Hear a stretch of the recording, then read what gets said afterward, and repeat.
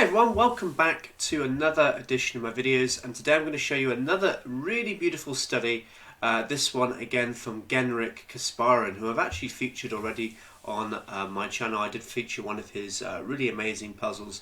Now for those who are uninitiated around Endgame study problems, Genrikh Kasparyan, he is probably one of the most famous chess composers of Endgame studies, and he produced so many amazing studies that won awards, all really good. And you know, he was such an amazing chess composer that he even features on his own stamp from his sort of native country. So it's an amazing achievement just to even get that as well. So this is a particular position that I found from looking through some of his studies. I think I'm going to feature a few more of his endgame studies, and this particular one was really amazing. As I was, you know, when you see the solution, you play it out, and you see the end move, you're like, whoa, amazing. So really cool study, this one. So to kind of give you an idea, so this is for those who have not been to this channel before. An endgame study is essentially a kind of made up position. It could happen in a game. Maybe this might have happened in the game, potentially. But the idea of them is they're trying to exaggerate a theme in chess. Well, this particular one is white to move and to draw. And you might find that a bit hard to believe because, well, black is clearly materially better. I mean, okay, if these pawns didn't exist, then maybe I might think about, okay, maybe white might be able to hold this. But these two pawns here are also here. You know, this one's defended by the queen. And, you know, this pawn here on f2 is going to be promoting next move. You know, if let's say white just plays a really stupid move, i.e. let's say he goes to like b3, then to be totally honest with you, I think actually just promoting here is probably good enough. Although, oh no, maybe there's some sneaky stuff from white here actually, so maybe not.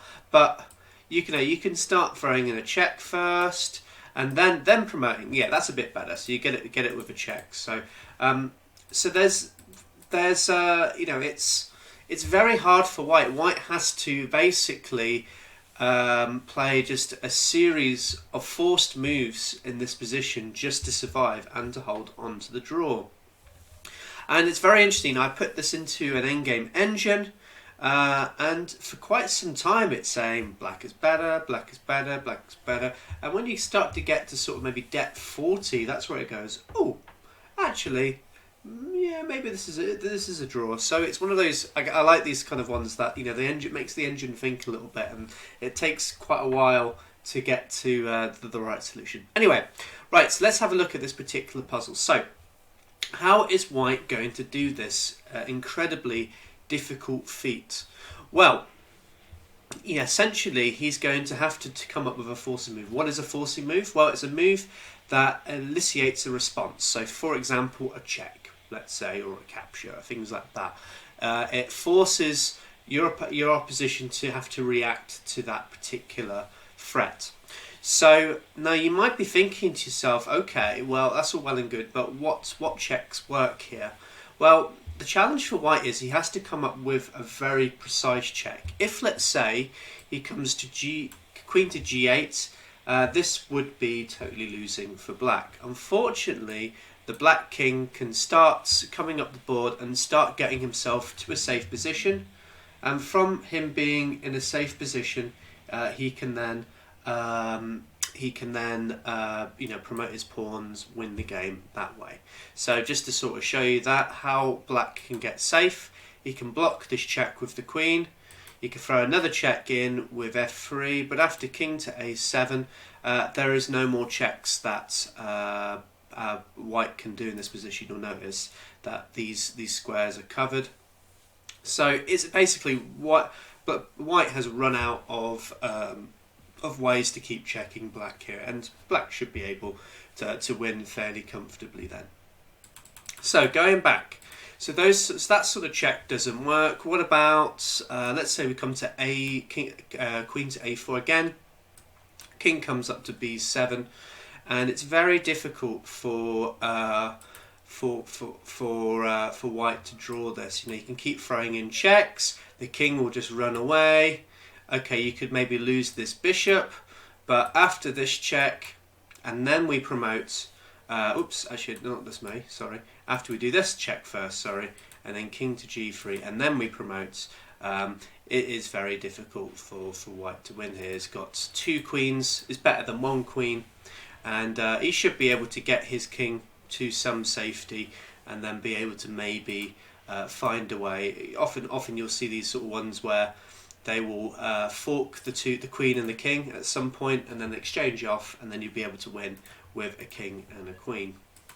So very, very nice stuff. Now, I made some slight errors in that sort of those 2 little calculations, and you'll see why. Because white has got some incredibly weird ways of holding this position, and well, it's a joy to actually to see them in action. So the starting move in this position is actually queen to c8 check. I think this is the move that makes the most sense. The king can't get to b7, which, as we've seen in those other variations, if he gets to b7, he can start. He's got options, and he's got many different ways that he can escape. So the first move, I mean, the only forced move here is king to a7. He's got to play this. It's the only move. Now we could play queen to c7, and if the king comes back to a8, well, we just repeat the position, you know, and that's a draw. So that's hit one of our requirements to be able to win this particular position. So king to a7. If we go to c7 again, obviously black does not want to repeat the position, so the only move that makes sense here is king to a6. And the problem now is we'll be able to pick up a bishop in this position. So we pick up the bishop on e7, but it still doesn't look like it's enough. You'll notice that this pawn is still about to promote. We've no longer got a check in this position, so what could we possibly be hoping for in this position? Well, I think one of the very interesting solutions to this, and something that black needs to be incredibly careful of, is what happens if I promote here to a queen. This looks very natural. You look like most players would probably want to play this. Unfortunately, white has got an incredibly good defense here, and you'll be very surprised to see it. It's the move queen to b7.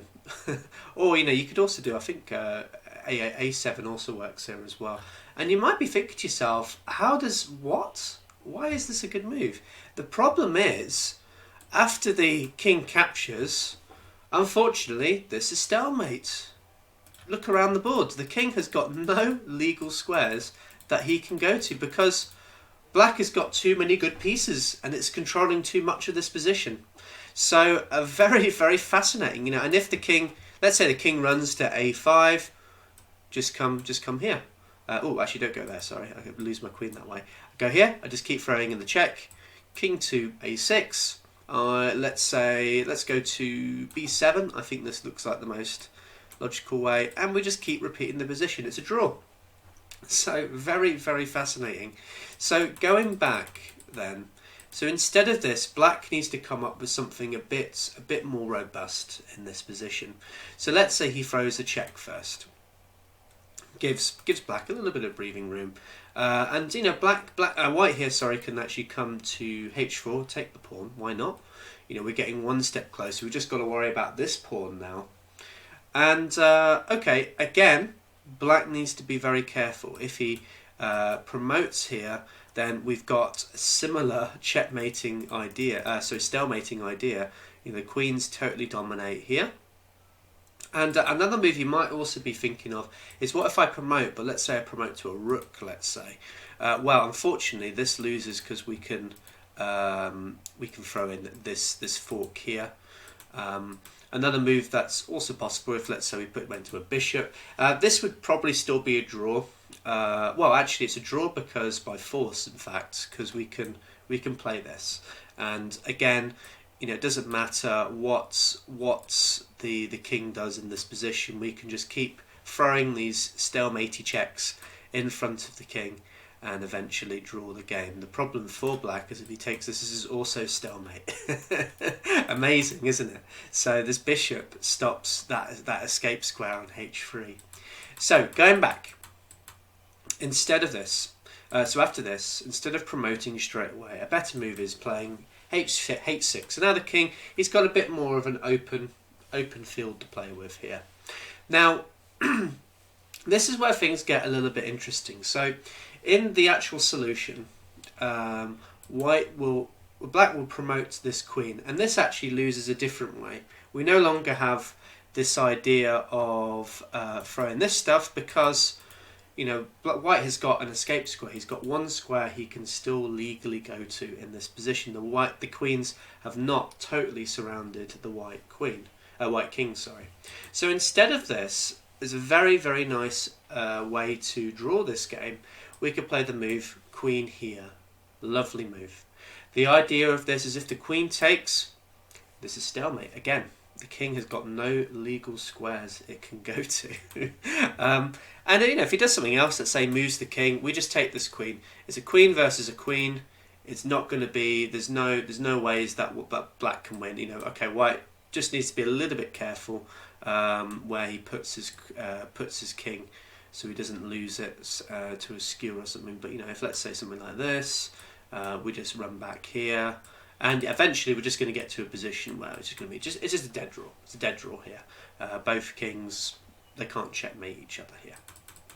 So, going back. Another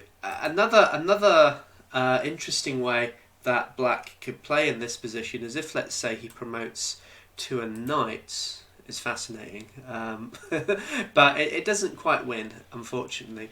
We put the king to f2. And there isn't really any useful check moves here for black. You know, he could try and come down to maybe h2 or something, but we just take here, and there's nothing, unfortunately. So other moves don't really work. If he plays maybe his knight to here, we again can throw some other weird. I think actually queen to e2 probably works in this position. Let's have a look.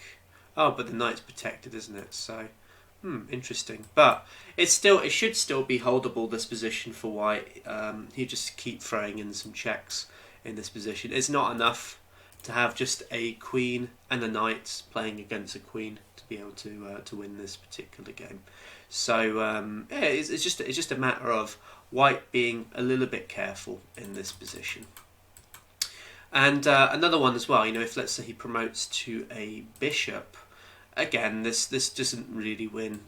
We can throw this check, the king comes to b6, we can then slide our king over to f2. There just isn't enough material here for black to be able to checkmate the king here. So a very, very interesting study. I really like this. You know, you look at the starting position, you look how far we come in this position. It's amazing how black, so far down in material, this should be an easy win for black, but he's got so many cool little ways to be able to draw this position and get that half point. So I hope you enjoyed this. I hope this maybe inspired you to try and always play to the end, like in this particular study. But thank you for watching, and I'll see you soon. Take care. Bye.